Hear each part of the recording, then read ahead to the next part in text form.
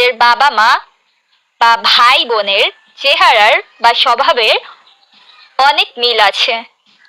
আবার এমন কি কেউ আছো যার সাথে পরিবারের কারো কোনো মিলই নেই? কেন এমন হয়? কেন একটা আম গাছ থেকে শুধু আম গাছই হয়, জাম গাছ হয় না? এই সব রহস্য লুকিয়ে আছে আজকে আলোচনার মধ্যে, যার নাম জিনতত্ত্ব। এখানে দুইটি পার্ট, জিনতত্ত্ব ও বিবর্তন। দেখো, উইলিয়াম বেটসন, ওর নামের শেষে কিন্তু বেটসন আছে। এই বিজ্ঞানী জিনতত্ত্ব কি বলা হয়েছে বিস্তারিত আলোচনা করেছেন কে? উইলিয়াম বেটসন। কিন্তু যখন জিনতত্ত্বের প্রবক্তা বলা হবে তখন Gregor Johann Mendel, the father of জিনতত্ত্ব। গ্রেগর জোহান মেন্ডেল কোন গাছ নিয়ে গবেষণা করেন? সেটা হবে মটরশুঁটি। মেন্ডেল কয়টি সূত্র প্রদান করেন? তা হলো দুটি। মেন্ডেলের বাড়ি কোথায় ছিল? অস্ট্রিয়ার। তিনি কোন গাছ নিয়ে গবেষণা করেন? সেটি হবে সাইলাম স্যাটিভাম, এবং দীর্ঘ 7 বছর গবেষণা করেন। মেন্ডেলের আবিষ্কারগুলো কোন তিনজন বিজ্ঞানী আবার নতুন করে আবিষ্কার করেন? সেটি হলো হিউগো টেব্রিজ, কার্ল করেন্স এবং এরিক স্টেমেক। এই তিনজন বিজ্ঞানী আবিষ্কার করেন, কিন্তু তারা দেখতে পান এগুলো তো আগেই আবিষ্কার হয়ে গেছে। হাস্যকর, মেন্ডেলের মারা যাওয়ার 16 বছর পরে মেন্ডেলিভ পরীক্ষার জন্য কেন মটর গাছকেই বেছে নেয়? এখানে মেইন হেডলাইনগুলো বললেই চলবে। এরা 1 বছর জীবী, আয়ুষ্কাল স্বল্প। আয়ুষ্কাল স্বল্প মানে কি? এরা 1 বছর বাঁচে। উভলিঙ্গ মানে স্ত্রী পুরুষ দুটোই পাওয়া যায় একসঙ্গে। স্বপরাগী মানে কি? ওই গাছের ফুল দ্বারাই ওই গাছে পরাগায়ন ঘটবে, মানে পুরুষ ফুল দিয়েই মেয়ে ফুলের পরাগায়ন ঘটবে। এখান থেকে মটরশুঁটি গাছে 7 জোড়া ক্রোমোজোম, 7 বছর গবেষণা এবং 7 জোড়া ক্রোমোজোম। জিন কাকে বলে? জিন হলো ডিএনএর একটা ছোট্ট অংশ যা আমাদের বৈশিষ্ট্য নিয়ন্ত্রণ করে। আচ্ছা, ক্রোমোজোমের জিনের নির্দিষ্ট স্থানের নাম লোকাস। যদি একটা ক্রোমোজোম নেই, যে স্থানে জিনটা নির্দিষ্ট স্থানে, ক্রোমোজোমের নির্দিষ্ট স্থানের নামটা লোকাস। লোকাস কি? লোকাস হলো ক্রোমোজোমে জিনের নির্দিষ্ট স্থানের নাম লোকাস। জিনের যে নির্দিষ্ট স্থান, ক্রোমোজোমে জিনের নির্দিষ্ট স্থান, সেখানটাকে বলে লোকাস। অ্যালিল বা অ্যালিলোমর্ফ। আচ্ছা, আমাদের দেহে ক্রোমোজোম কতটি? ক্রোমোজোম 23 জোড়া।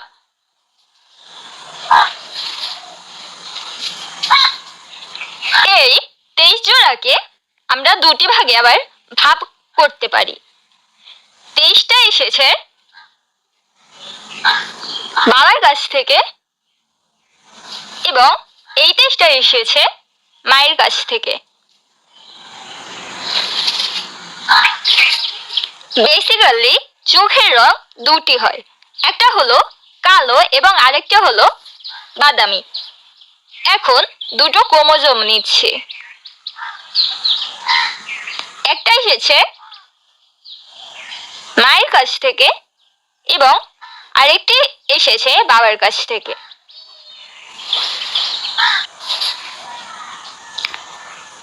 সাপোজ এটা 12 নং ক্রোমোজোম এবং এটি 11 নম্বর ক্রোমোজোম।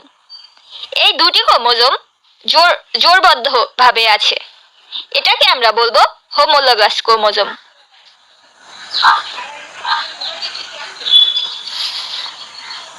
তাহলে হোমোলোগাস ক্রোমোজোম কি?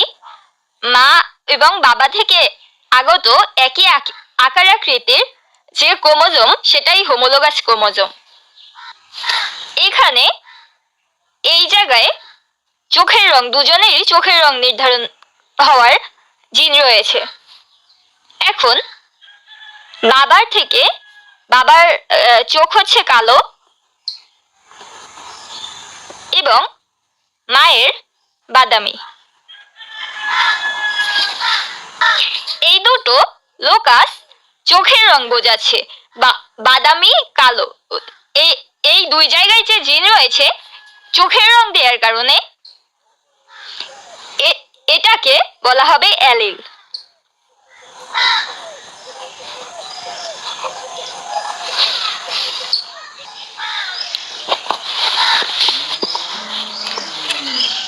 দেখো অ্যালিল এবং হোমোলোগাস। হোমোলোগাস কি? বাবা এবং মায়ের চোখ কালো, যার কারণে তোমার চোখের রঙও কালো হয়েছে। হোমো মানে একই, হোমোলোগাস। আর হেটা বাবা ধরো কালো দিয়েছে এবং মা ধরো বাদামি দিয়েছে, এই জায়গাটাকে আমরা বলবো হেটারোজাইগাস।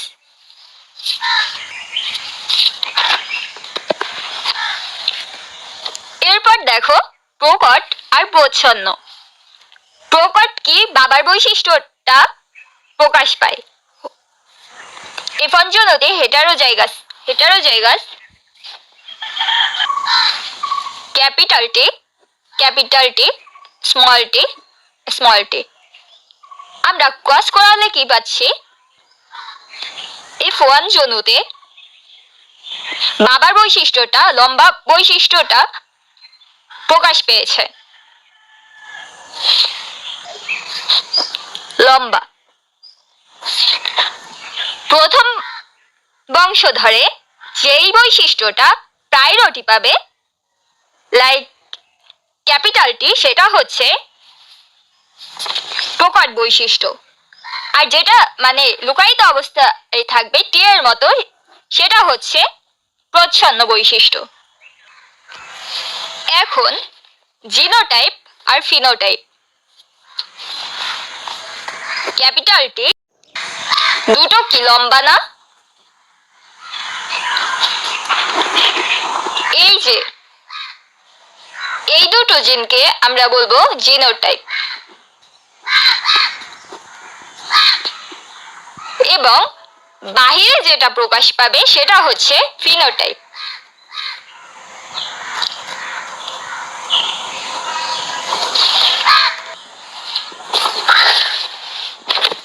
এরপর রয়েছে মনোহাইব্রিড ক্রস।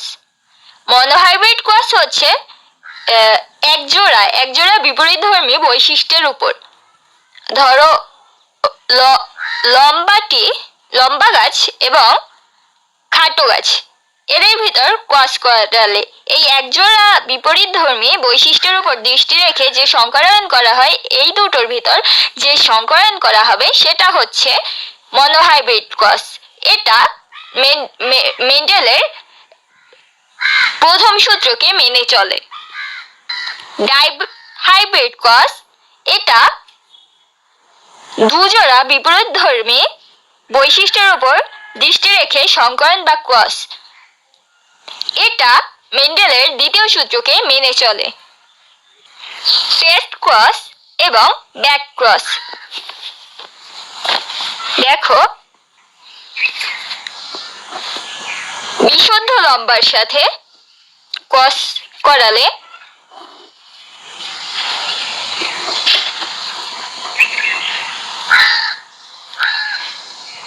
যেগুলো পাবো ফলাফল হিসাবে,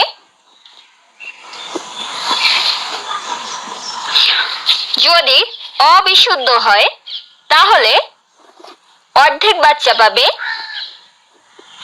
লম্বা এবং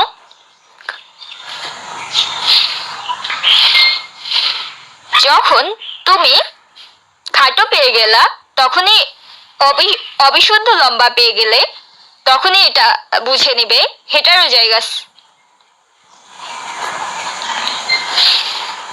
সবাই কি লম্বা পাও? তাহলে বুঝে নেবে হোমোজাইগাস। এই পার্টটা না বুঝে থাকলে আবার একটু টেনে দেখে নিবে।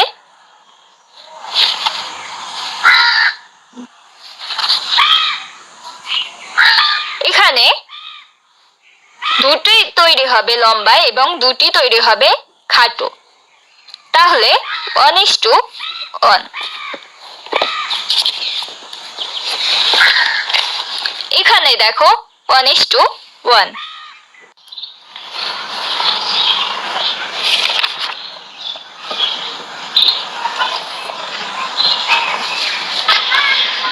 সূত্রে অনুপাত 3:1। এটা মনে রাখবে।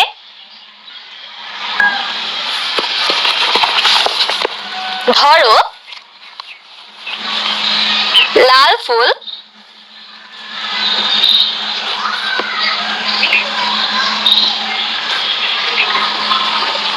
এবং সাদা ফুলের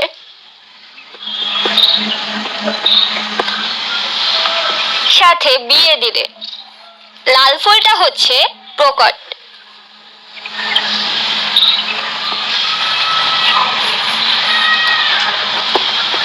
এখন এটা কেমন হবে? কি রং হবে? লাল রং হবে। এবং F2 জনুতে যখন বলবে তখন 3টি লাল এবং একটি সাদা। That's all. এটা যেন ব্রেনের মধ্যে থাকে।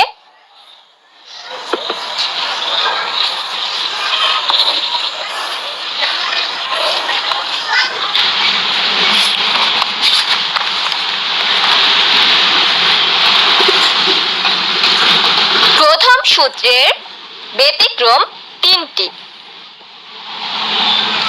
অসম্পূর্ণ প্রকটতা, সমপ্রকটতা এবং মারণজীন। অসম। তাহলে এদের অনুপাত কত?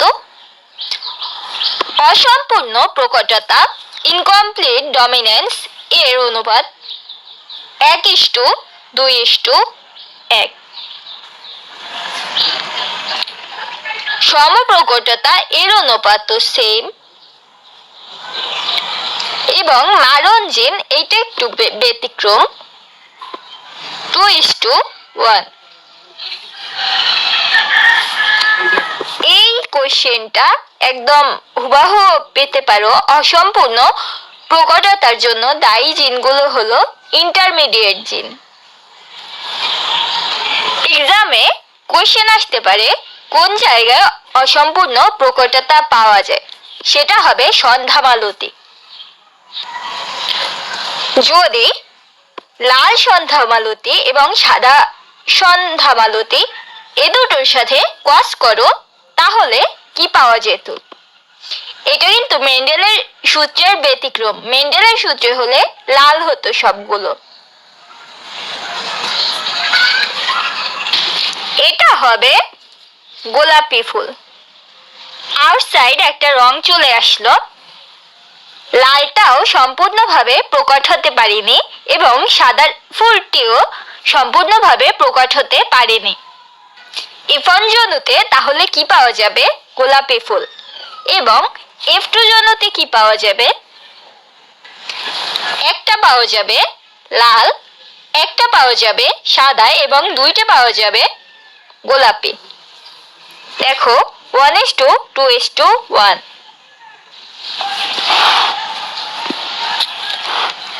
সমপ্রকটতা এর অনুপাত একই, মানে সমানভাবে প্রকট, কোডমিনেন্স।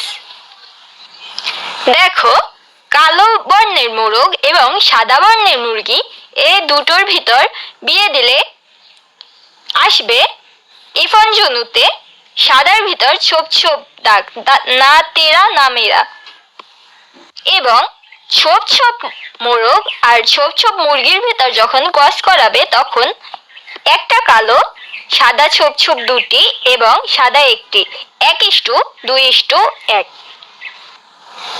যেই জিন থাকলে জিনের মৃত্যু ঘটে সেটা হলো লিথাল জিন। লিথাল জিন এক ধরনের মিউট্যান্ট জিন, মানে হঠাৎ পরিবর্তন হয়। অনুপাতটা কত? 2:1। এবং আবিষ্কারক হলো কোয়েনো। 12 বছর আগের প্রশ্ন।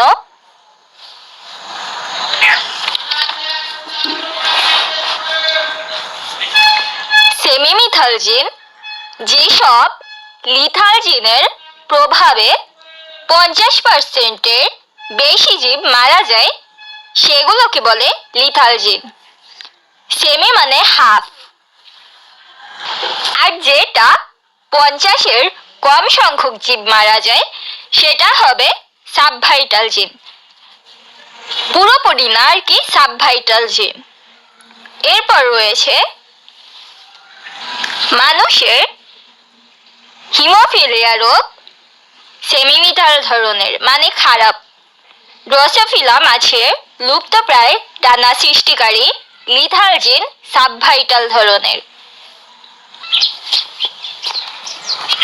এটা খুবই ইম্পর্টেন্ট। থ্যালাসেমিয়া কি জনিত রোগ? এটা লিথাল জিনের প্রভাবে হয়। আবার autosomal recessive disorder, autosomal recessive disorder, এটার মানে কি?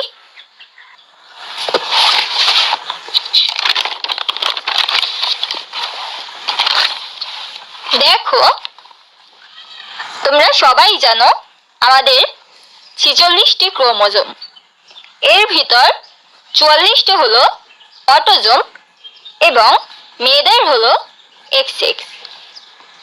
ছেলে হলে সেক্স ক্রোমোজোম XY। এই ক্রোমোজোমগুলোতে যদি কোনো রোগ হয় তখন আমরা বলি সেটিকে অটোসোমাল ডিজিজ।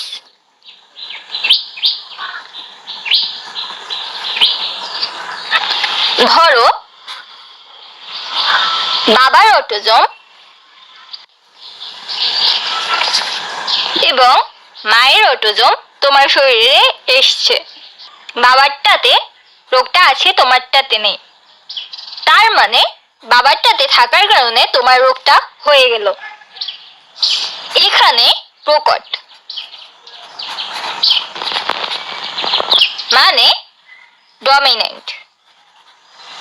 এই ধরনের রোগটাকে বলে ডমিনেন্ট। এখন ধরো বাবারটাও রোগাক্রান্ত এবং মায়েরটাও রোগাক্রান্ত, তখন সেটা হবে প্রচ্ছন্ন। এটাকে ইংলিশে বলে রিসেসিভ, অটোসোমাল রিসেসিভ এবং অটোসোমাল ডমিনেন্ট। তাহলে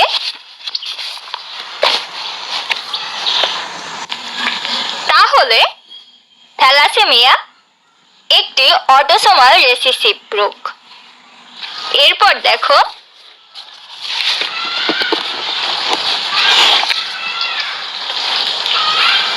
মেন্ডেলের দ্বিতীয় সূত্রের ব্যতিক্রম। মেন্ডেলের দ্বিতীয় সূত্রের ব্যতিক্রম কয়টি? পরিপূরক জিন। পরিপূরক জিন এর অনুপাত 9:3:1। কিন্তু এমন থাকবে না, এখানে এসে হয়ে যাবে 9:7। এবং এর নাম সহপ্রকটতা, সমপ্রকটতা নয়, সহপ্রকটতা।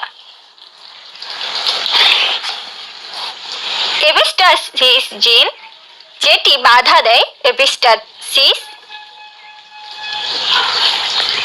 এবং যে বাধা পায় সেটি হলো হাইপোস্টাসিস জিন।